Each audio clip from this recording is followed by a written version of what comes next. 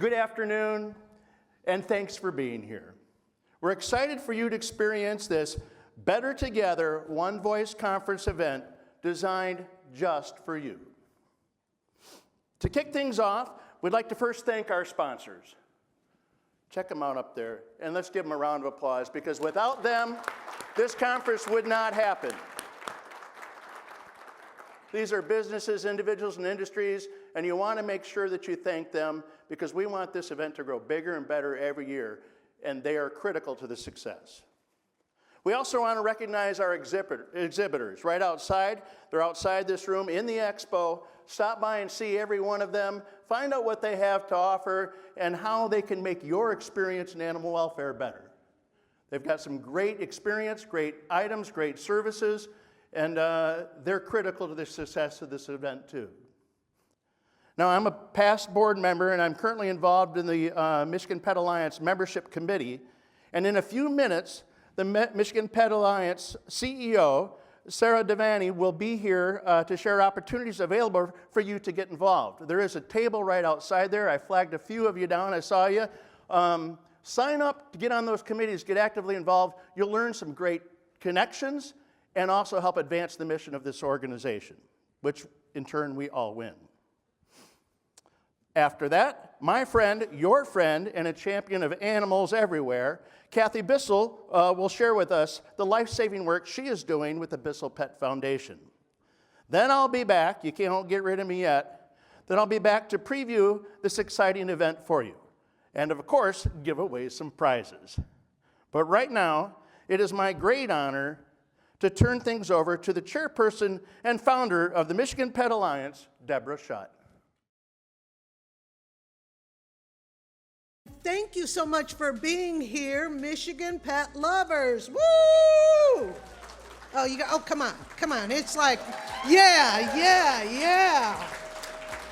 We are so happy you are here. We are so glad to be back together. Our last conference was 2018, and holy cow, because COVID came in and then no one was together, and we got to regroup and move on from here. So I'm going to ask you one thing to do while you're here in the next 3 days, and that is when you go to a session, when you meet with somebody you hadn't met before, when you talk to an exhibitor, and all of a sudden they say something and you go, oh my gosh, that is a great idea.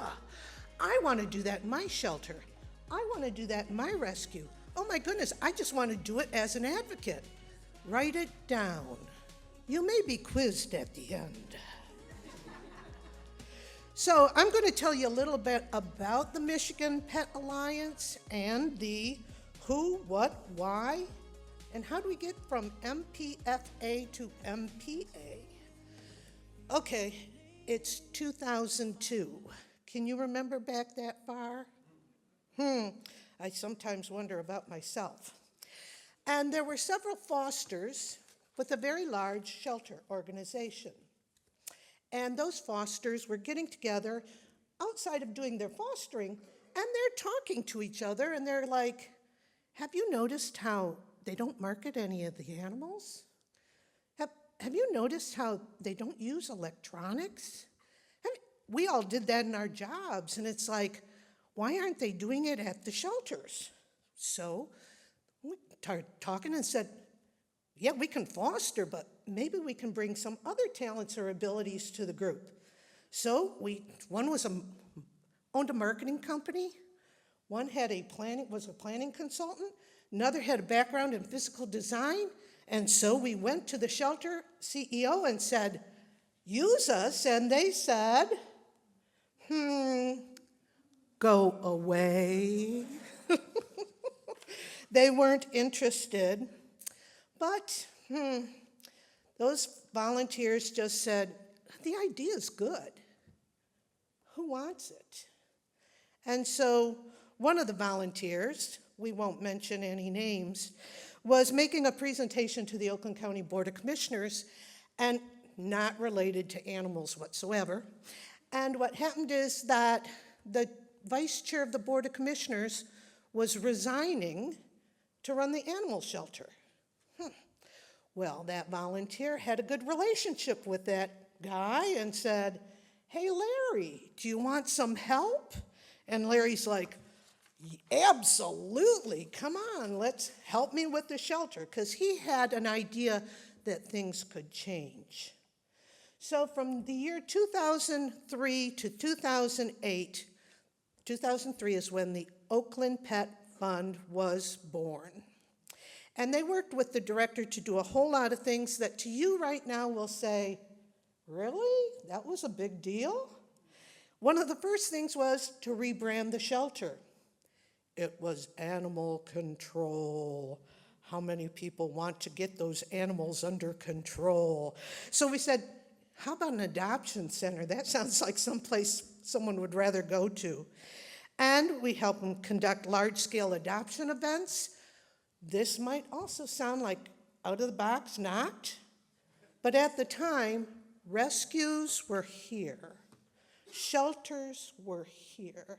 And they did not speak to each other. Matter of fact, they kind of didn't like each other at all and didn't trust each other. And we said, let's do an adoption event all together. Breaking down some walls. Installed a surgical suite. We did all kinds of, and I have to make this note. You say, like a surgical suite? Like, so big deal, right? The Attorney General had actually given us an opinion that said municipal shelters could not spay and neuter the animals before they were released. They had to go out on contract. Crazy as that is, right? But we worked with them and put one in anyway. We upgraded the shelter with great graphics, established Kitty City for congregate living of cats, outdoor kennels, play yards, conducted. This is Amber here from All About Animals. Bless her heart. There she is. Amber came in. She was operating out of a little first All About Animals. Matter of fact, I don't even know if you were in a facility yet at that time. She came in with a crew on Sunday when the shelter was closed, and we were doing 100 spay neuters of cats for $25 every month. And even though our director had a directive from his political leader that all pit bulls were to go down along with feral cats, we kind of did a little under the radar, and not all of them went. Then what happened is that 2 of those volunteers from the Pet Alliance went to a conference in Washington, D.C. called the No Kill Conference. And I don't know if any of you have ever been to one of those conferences. It was eye-opening for us. Because here we were, volunteers. This isn't our profession. We have other professions. And what are we doing? We're learning that there's actually a formula. There are programs that if you follow the formula, your shelter can become no-kill. And that was like, oh my goodness, you're kidding. There's a formula? We can, anyway. So we were introduced to this. We were like in shock. And one of those volunteers was Cheryl Galt. But after that conference, I can vividly remember we are walking to our hotel. It is hot as blazes. If you've been in Washington, it is so humid you can barely breathe. And we're walking by the Museum of Newspapers, and Cheryl turns to me and stops and says, "You know what we have to do?" And I was thinking the same thing, but I was like, please don't let her say it out loud. And I'm like, yeah, I know what we have to do. She said, we need to go back to Michigan. We need to have a conference. We need to share what we have learned with all the shelters in the state. And I knew she was right, but I didn't want to hear it because, oh my goodness, I knew how much work that was. And we're volunteers, come on. So in 2009 to 2018, we became the Michigan Pet Fund Alliance. And 9 volunteer folks met monthly, and we produced 4 statewide conferences and 4 statewide workshops. We produced the annual live release rate report, which really had a huge influence for advocates who could then once measure their shelter against every other shelter in the state. Established a rescue certification program. We handed out $100,000 worth of grants to rescues to pull at-risk animals. We worked one-on-one with shelters to do assessments, and crazy as it can be, you think people are busy taking care of animals. They're not learning all that they need to learn because they're busy taking care of animals. We actually had one shelter assessment where standard operating procedure was to declaw the cat before you adopted them. Yeah, wow. Those kinds of things you don't know unless you get into the door and people welcome you and you find out what's happening. They're not doing that anymore, thank goodness. We established an awards program, and we preached wherever we could preach that no-kill equation, whether it was at conferences, workshops, social media, presentations, you name it. That's all we wanted everybody to know was there is a way to get to no-kill. And who wouldn't want to save lives? Because, oh, silly us. Huh. Lots. There were a number of shelters that we went to. There were a number of presentations that we went to. And they were like, no, everything's fine, go away. But you know what? Things changed. And they changed because of advocates around the state. They changed because staffing changed. And I don't know if you can see these numbers because they're kind of, but let me tell you what the upper left-hand number is. The upper left-hand number is the number of animals that were coming into our shelters in 2007. 250,000 animals were entering the shelter annually. Last year in 2023, we went from 250,000 to 131,000. We almost half the number of animals going into the shelters. At the same time, in 2007, we were, and I will not use the word euthanizing because we weren't, we were killing 118,000 dogs and cats in our shelters every single year. And last year, unfortunately, the number went up from the last 2 years, because I know you all have been struggling horribly, but that 118,000 is reduced to 11,000. The work that you guys have done is incredible. Incredible. Not us, it's those folks that know the program, know how to use the program, how to market their animals and get them out the door. So in 2018, we had a 90% live release rate for the state of Michigan. 1991, 20, 94, 94, 92, and you can see where we're struggling again back to 91. But in 2018, we were at 90%. That was our goal. Our goal was to make Michigan no-kill, and as a rule of thumb, 90% live release is no-kill. Now, that's not to say every shelter's there, but the vast majority are. So the mission of the MPFA was accomplished, and we looked at each other and said, you know what? Let's just dissolve and go away, because we've got to where we wanted to get to. And then it was this lady called Tanya Hilgendorf. She actually said out loud what I did not want to hear out loud. And she said, no, the work's not done. Best practices is not standard of care in every single shelter, which we knew that because we did those shelter assessments and found some people doing some crazy things. And she says, we have to set standards for folks. We have to change the laws in this state. We can't do it. You go away, who's getting us together? We need to be together. We need to be one voice. We need to go to the legislature. We need to update laws like the dog law of 1919, which is what we're still operating under. And I didn't want to hear it because, oh my God, I was ready to stop volunteering. But we transitioned to a membership organization, and all of you are members because if you're here at the conference, you got a free membership this year. Our vision is to achieve the best quality of life for Michigan's companion animals, and our mission is to do it together with one voice. We have 325 members of shelters, rescues, corporations, individuals, and we are growing. We now have a paid CEO and a part-time administrative assistant, which we need support and financial support in continuing that to happen. We are in partnership with Tanya's organization. We have hired a lobbyist.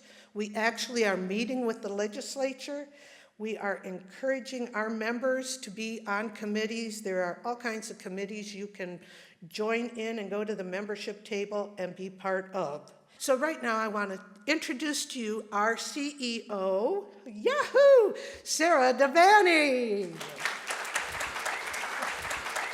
Good evening, everyone. Welcome to the 2024 One Voice Michigan Pet Alliance Conference and Expo. It's great to see so many of you here with us this week, and I'm thrilled to be here as the new CEO of Michigan Pet Alliance. Before I introduce myself and share a bit about my journey to this role, I want to take a moment to specifically thank Michelle Spranger, one of our board directors, and Sarah Atkinson, our tech guru, for all of their hard work with managing the planning and implementation of this conference, as we wouldn't be here without them. So thank you, Michelle and Sarah. I'd also like to thank each of you for attending our conference and for your continued support of animal welfare in Michigan Pet Alliance, and the numbers that Debbie gave us that we were able to get from where we've been to where we are. So give yourselves all a round of applause, too. Animals have always been an integral part of my life. Currently, I'm the proud caretaker of 5 cats, including 4 former community cats and a recent foster fail. This personal connection to animal welfare has been a driving force in my career transition. For 21 years, I worked in public education as a project manager. However, I felt a strong desire to align my work with my passion for animals. This led me to explore opportunities that combine my professional skills with my personal interests. My involvement in animal welfare extends beyond companion animals. I've been a wildlife rehabilitator for over 20 years, specializing in neonate opossums. I've gained nonprofit management experience through Friends of Wildlife and Help for Wildlife. And as someone who checks dead possums on the side of the road safely for babies still alive in the pouch, I can assure you my passion for animals runs deep. With 6 years of experience as a school board trustee, I developed a keen interest in advocacy and public policy.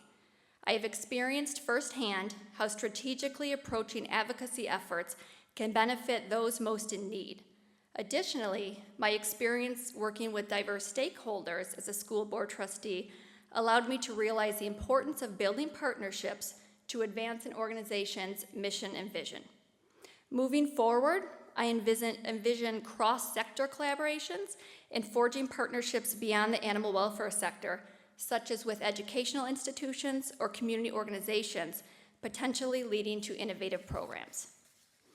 This background, combined with my passion for animals, made the CEO position at Michigan Pet Alliance an ideal opportunity. Since joining MPA at the end of last year, I've been humbled to lead our talented board of directors, committee members, and volunteers. While every day presents new opportunities for learning, it's been a rewarding experience thus far. Michigan Pet Alliance plays a crucial role in strengthening animal welfare across the state. While many of you may be familiar with our education, training, and grant programs, or our email network connecting members, our legislative advocacy efforts are equally important and one of my points of pride for the organization. At Michigan Pet Alliance, we're not just observers of the legislative process, we're active participants. Our Policy and Advocacy Committee maintains lines of communication with legislators in Lansing, ensuring that the voices of animal welfare advocates are heard where it matters most. A few of our current legislative efforts include a cat declaw bill, we're advocating for legislation to ban the practice of declawing cats, recognizing it as an unnecessary and harmful procedure. Expanding veterinary telehealth, we're working to increase access to veterinary care through telehealth services, making it easier for pet owners to consult with veterinarians. Pet shop regulations, we're pushing for stricter regulations on pet shops to ensure the humane treatment of animals and to combat issues related to commercial breeding and puppy mills. And animal cruelty sentencing guidelines. We're advocating for updated sentencing guidelines for animal cruelty offenses to ensure appropriate consequences for those who harm animals. These initiatives demonstrate how MPA is working to fix the engine of animal welfare in Michigan. By developing relationships with policymakers, we're able to effectively communicate the needs of animals and the organizations that serve them. Our goal is to be the trusted voice for animal welfare in the state, working to shape legislation that protects and improves the lives of companion animals across Michigan. Through these efforts, we're not just reacting to changes, we're helping to drive them, creating a more humane Michigan for all of our furry friends. I next want to shine a light on the incredible work being done by our committees at Michigan Pet Alliance. We currently have several committees made up of dedicated individuals who share a passion for animal welfare and that play crucial roles in advancing our mission. Education and Training Committee focuses on educational opportunities for animal welfare organizations. Our Policy and Advocacy Committee engages with legislative initiatives that affect companion animals, ensuring our collective voice is heard in Lansing. Our Marketing and Communications Committee works on strategies to effectively communicate our mission and connect with the public. Our Membership and Certification Committee manages initiatives to grow our membership base and oversees our grants and award programs. And finally, our Finance and Fund Development Committee is a newly formed committee charged with developing and overseeing a comprehensive financial plan for long-term organizational sustainability. I encourage each one of you to join a committee. Your unique skills and perspectives can make a significant difference in our efforts. For more information and to sign up for a committee, please visit our table in the expos. Our conference theme, Better Together, truly embodies the collaborative spirit that drives our mission at Michigan Pet Alliance. Each of us plays a vital and distinct role in advancing animal welfare throughout Michigan. By fostering a culture of support and collaboration, we can harness our collective strengths to create meaningful change. And when we unite our efforts, we amplify our impact, whether it's through sharing resources, exchanging ideas, or advocating for critical legislation. Together, we can address the challenges facing our communities and ensure that every animal receives the care and protection it deserves to not only survive, but thrive. As we engage in discussions and breakout sessions over the coming days, let's remember that our individual contributions are essential to the larger tapestry of animal welfare. By working hand in hand, we can achieve remarkable progress that benefits not only the animals, but also the people, all of you, who care for them. I encourage each of you this week to be vulnerable and embrace this opportunity to learn from one another and strengthen our commitment to a brighter future for all of Michigan's animals. Thank you.